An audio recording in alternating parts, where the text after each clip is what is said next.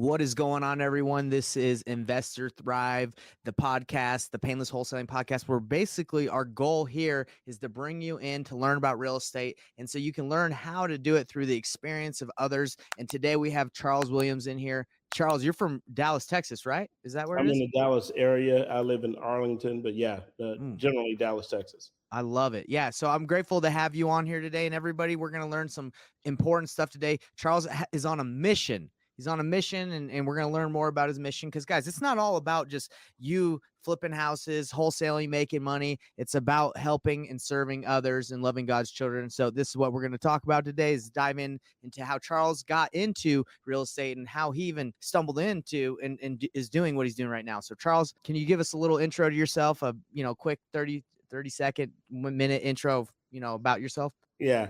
So I started my career off as an engineer. I worked for an engineering firm, then started my own engineering company, decided that I wanted to make some money.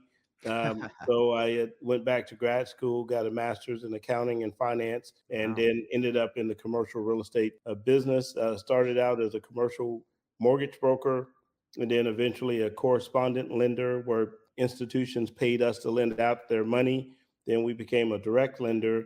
And now we mainly focus on real estate development, where we turn dirt into money. So that's kind of a quick down and dirty history about me. I love that. And it sounds like you've really made some big jumps.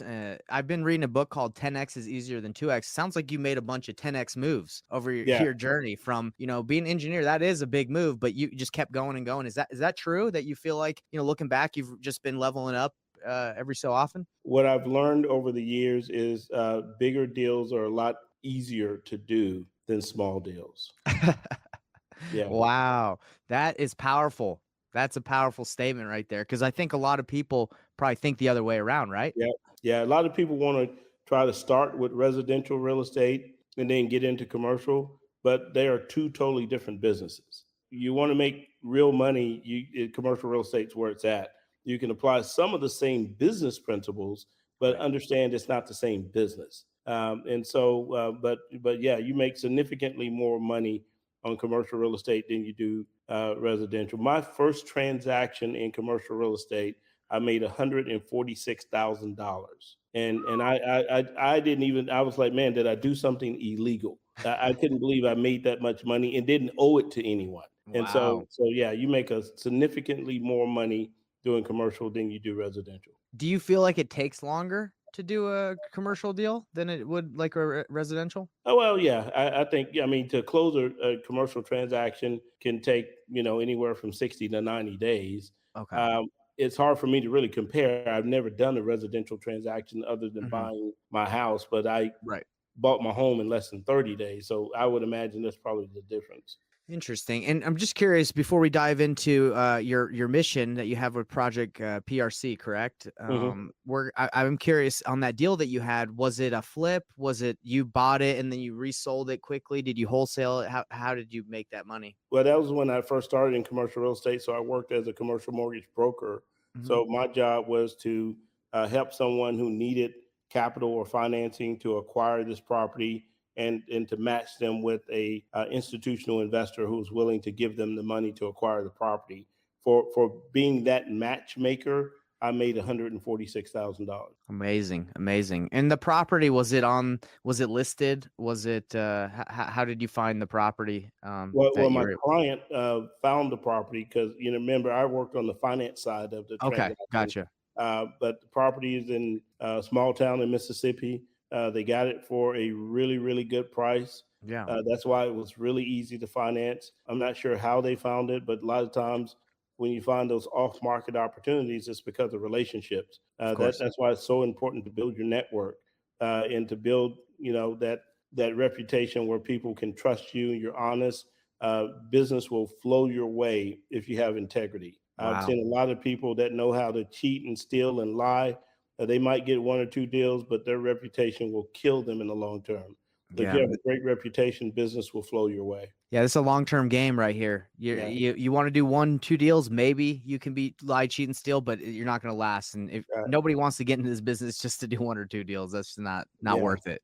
But I've been doing this for over 20 years, so we protect our reputation. We're a company, we're a business of integrity. That is amazing that on the finance side you're able to bring in that much. Because in my side of the business, what I teach is wholesaling or finding the property and then purchasing it and then selling it. So you made that off of financing. Wow, Oh, that's well, you think about it, we earn anywhere from, depending on how we structure the deal, we right. earn anywhere from 1 to 3 points on a transaction. My Correct. average deal was $20 million. So 3 points on a $20 million transaction is $600,000. Amazing, amazing. Yeah. So that 100% makes is total sense because you're dealing with the points of the purchase price, right? Like of how what you sold for. With wholesaling and kind of what we deal with on the residential side, depending on how low you get it and what you can sell it to someone for, that's your spread. So we make it depending on what you get it for and what you resell it for. But that's amazing too that you did that and you do that. So let's dive into your mission. So tell me how what this your mission is and how you came across doing this after, your journey that you've kind of let us know about. Well, that's a very good question. Obviously, I've had a great career. I have a home in Arlington.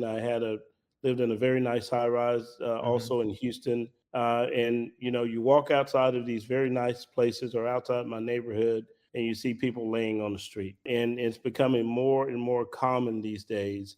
And then, you also just being in the industry, hearing tenants complain about rising rent and how they can't afford it. We hear about stories where people may work in a community, but they have to drive 30, 45 minutes to live outside the community because there's no affordable housing. And I just decided one day that if people like me don't come together and do something to give back just a little, that our entire community is going to suffer. And when I say community, I'm talking about our nationwide community. Mhm. Mhm. We have to give attention to the affordable housing issue and the homelessness issue. And that's why I was one of the individuals who came together to start this organization called Project PRC. It is an organization that whose mission is to end homelessness, provide affordable housing for our workforce, our collar workers, I'm sorry, our gray collar workers, our blue collar workers, and to make sure that we have suitable student housing for individuals seeking an education. You'll be surprised that some of even the prominent universities have poor student housing for their students. So this nonprofit organization is designed to address those issues. So can I ask you questions deeper into the project and how you're going to fulfill that mission? Yeah, absolutely. What's the goal? Is it to attack it in one market at a time, to just do it all over? How are you going to accomplish this mission? That's a very good question. So we're focused right now in Texas because I'm in Texas, but our charter from the federal government allows us to create or to duplicate our efforts here in Texas all over the United States. The goal is for Project PRC to purchase a minimum of 155,000 apartment communities, in Oh, addition to hotels and assisted living facilities. So we have also, in addition to that, a rental assistance program, and we can talk a little bit about that. We also are looking at putting together a down payment assistance program, but the properties we own will be set aside for affordable housing so that individuals who can't afford a market rate apartment, they can move to one of our affordable housing communities. wow. Okay, so the government is are they helping you with financing? Is that what their part is in on this? Like, how do they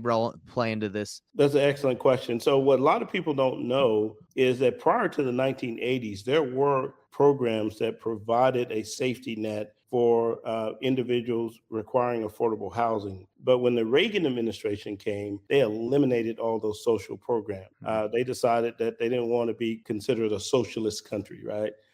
So, Interesting. let's not care about people. But Hmm. one interesting thing that they did was they allowed private citizens to create nonprofit, and certain nonprofit organizations have the privilege of doing something that only a government entity can do, Hmm. and that is to issue tax exempt municipal bond to access public capital on the bond market. By creating this organization, we kind of become like a de facto government agency in Hmm. that we can issue tax exempt municipal bonds to fund the acquisition of these multifamily properties and convert them to affordable housing. Wow. And you said 155,000 doors. Is that what the goal is this year? 155,000 apartment communities. Oh my That could be gosh. over 1,000,000 doors. And now the reason that number comes from, Yeah. there are 155 million apartment communities in the United States. Okay. So it's 10, 10, That's what is that? 1%. 10%? 1%. So they're One saying, hey, take down 1%. That's what Right. they're, And let's use that to make sure that individuals who are our service workers, who are our manufacturing workers, people at the lowest income levels, let's take 1% of our current inventory of properties and make sure that those people have a place to live in the communities where they work. wow. It sounds like a giant project, to be honest, like a big undertaking. Only Project 1%. PRC, baby. That's it. So let's just take down one a community. So if you take one, you said you're closing on one, correct? Yeah, In so July? so and that's it. So Pioneer Realty Capital, which is the corporation I own, we are a real estate development company, and 80% of the multifamily developments that we engage in, we develop and then we turn around and we sell to the nonprofit. Okay. Okay. Okay. And so the project that we just finished a student housing project outside of Houston, Texas, and now we're going to sell that to the nonprofit. We have another portfolio of 19 properties, about a $750 million transaction. Those 19 properties we're going to acquire, and then we're going to turn around and sell that to the nonprofit. So that's how we're building. We have a mission to acquire at minimum 1,000 units a year, but right now we're on track to acquire anywhere from 6 to 7,000 units a year. Wow. How are you finding these deals? Is it of relationships on the market? How are you finding all these opportunities? Well, it's kind of the luck of the draw because now with this new economic climate Mhm. where interest rates have gone up significantly, there are a lot of people that were in the apartment flipping business, right, that are now upside down. Mm, And so now they need a way out. okay. And so it just happened that our federal government, in its infinite wisdom, decided to significantly raise rates. Now it's hurting a lot of people, but it benefits Project PRC because now there are a lot of properties on the market that we can acquire, put in our portfolio, and convert those and use those for affordable housing. So do you have a certain amount of funds that that they've enabled you to use, that you're keeping track? Okay, we can't overpay on this property, or like how Well, are we you don't. We deciding? still have to make a smart business decision Of course. because of the fact that we are issuing tax exempt municipal bonds. The credit rating of the nonprofit, as managers of the nonprofit, we have to maintain. So the nonprofit has to have good assets in it in order to maintain its credit rating, and that's going to induce bond buyers to purchase those bonds. Okay, so we can't go out and buy properties and make bad decisions. The properties that we purchase have to be economically feasible, but we are able to make properties more economically feasible because of the fact that as a nonprofit, we don't pay property tax.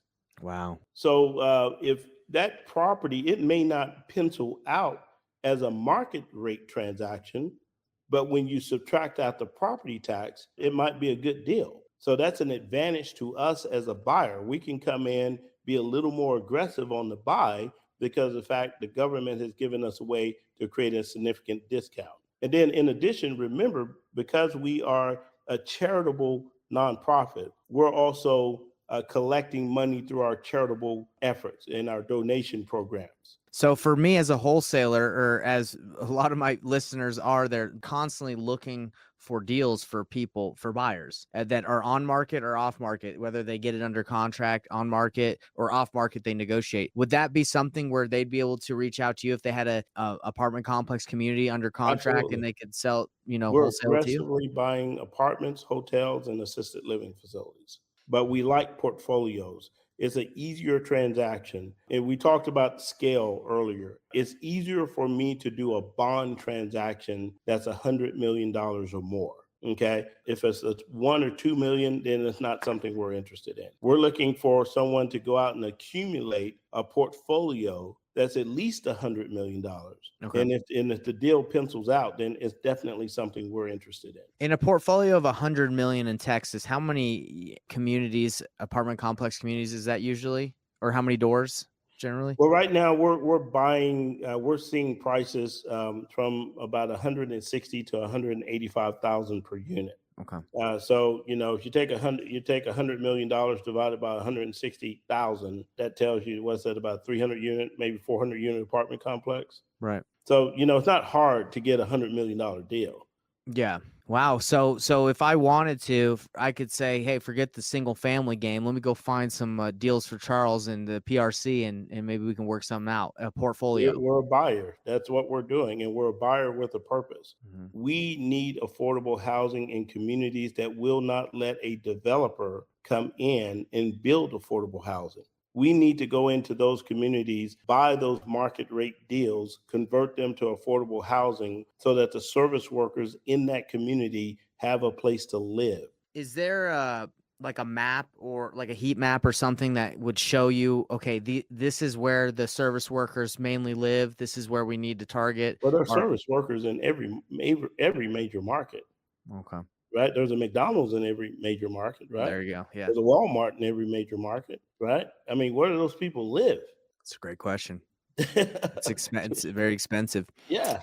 So let me ask you something a little bit more personal. So is the mission just to provide affordable housing, or are you going a little bit deeper or the goal, is it a little bit deeper to solve the underlying issue of why maybe they can't afford their properties? Maybe they're just not that good at finances. Maybe they have addictions or have issues that they're spending their money not wisely. Is that mission to kind of tackle that, or is that not even something you're remotely interested Well, in? You I just want appreciate that question, but let's look at economic history. And you can look at the rate in which costs have gone up, Mhm.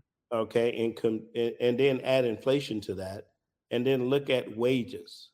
Wages don't go up at the same rate that our costs go up. And No. then when you put inflation in, it looks even worse. A worker 30 years ago, which would have been in the late 1990s. I'll give you an example just based on me. When I came out of school as an engineer, I made $1,000 a week. Mhm. I graduated in 1988. I went to work for Johnson Controls. I made $1,000 a week. My rent was $350 a month.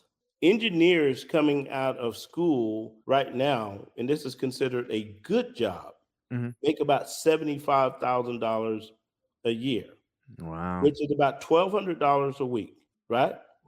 The rent today, I mean, if you want to live somewhere decent, you're looking minimum $1,500 a month. It's true. Now that's a good job. Now just imagine if you're making $10 an hour or $15 an hour.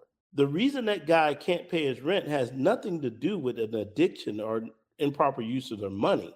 True. They're not earning enough money to keep up with the cost of living. Yeah. No, that's a good point. That's a very good point, because I think a lot of the times when I listen to podcasts or this that they talk about, people just they have issues, right? That's what they attribute it to, and I was I wondering was if. at a meeting recently with a very, very wealthy individual.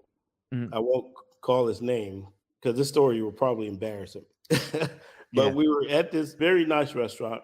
This guy's had a phenomenal career, and literally it just kind of fell in his lap. And we were talking about a portfolio. He owns a huge portfolio of apartments. We were having the same conversation, and he was like, well, they're raising minimum wage to $15 an hour, and these people should be able to afford the rent. And I Mhm. asked him, I said, at your worst apartment, how much is rent? At Right. your worst apartment? And it happened to be somewhere between $1,700 and $1,800 a month. Wow. Good for him. And, That's a lot. and I asked him, I said, so he didn't even know what $15 an hour equated to. It's $600 a week, in case you're wondering. Right. Right. Okay. I said, so that person has to work 3 weeks just to live in your apartments, and you think they're doing good? Yeah. And see, that's the disconnect between the thinking of the rich, upper middle class, and the poor. The Yeah. the rich and the upper middle class, they don't get it at all. Trust me, I run in those circles. They Right. don't Right. get it. And so in their mind, it must be they're mishandling their money. They don't have any money to mishandle. That's the problem. That's nuts. Yeah, that's absolutely crazy. So the solution is the Project PRC for you, but do you feel like there's anything else that will happen or can help out these the service workers, the people who can afford? Because you're right, it's going to keep going. At least I think It it's has just to because costs are going up. Our labor costs are high. We created this crisis where we can't get in inexpensive labor for a lot of reasons. We can't, our material costs go up. We have so much that, and I'm a developer, remember that. So it costs me a certain amount to build it, right. right? And so I have to charge a certain amount for rent. I have to Yeah. because it costs me so much to build it. The solution long term, I think this is a start, but we have to do more. Have to be more organizations like mine. hmm But here's the thing: I want you and your listeners and anyone who cares to think about. It only takes a little bit, guys, to make a big impact. We have this program called our 10 for 10 program, where we're asking individuals to go to projectprc.org and donate $10, and then have 10 of their friends or more donate $10. And then tell those 10 friends to ask 10 of their friends individually to donate $10. And in doing that, that little bit, we can provide a safety net. Because imagine a world where we don't have service workers. Imagine a world where we don't have people who can come and cut our yards and wash our windows and clean our homes and, serve us food. Just imagine that world. Okay. Imagine a world where you have thousands of people living on the street. When people become desperate, they become animalistic. And I don't care where you live, it will impact you. Now, if you don't believe that's the case, look at some of the South American countries where that's happened. Yeah, it's wild. Well, I really appreciate you coming on here. So projectprc.org, is that right? Projectprc.org. Go today, donate $10. Tell 10 of your friends to donate $10. If you have $10 and 10 friends, you're golden. There you go. Hopefully you got at least 10 friends. Hopefully you got 10 friends. Well, a pleasure and an honor to have you on here. I wish you the best of luck in your mission. And please, everyone go check out Project PRC. And man, yeah, it's I was a little misled. But you're right. If you really break down the math, they're not making really anything enough to pay their. And it's honestly crazy. That's honestly crazy. And we are going to pay. Don't think that we're going to escape. We will pay. Yes. And it's easier to just participate and try to provide the safety net. You talk about food, just normal essentials like food, a cell phone now that is normally essential for people, and rent. They probably barely got enough for that. That's wild. That's right. That's right. Okay. Well, right. Charles, appreciate your mission. And everybody here at the Payneless Wholesaling Podcast, let's do what we can to change the world for better. All right. Thanks, Charles. Thank you. Appreciate it.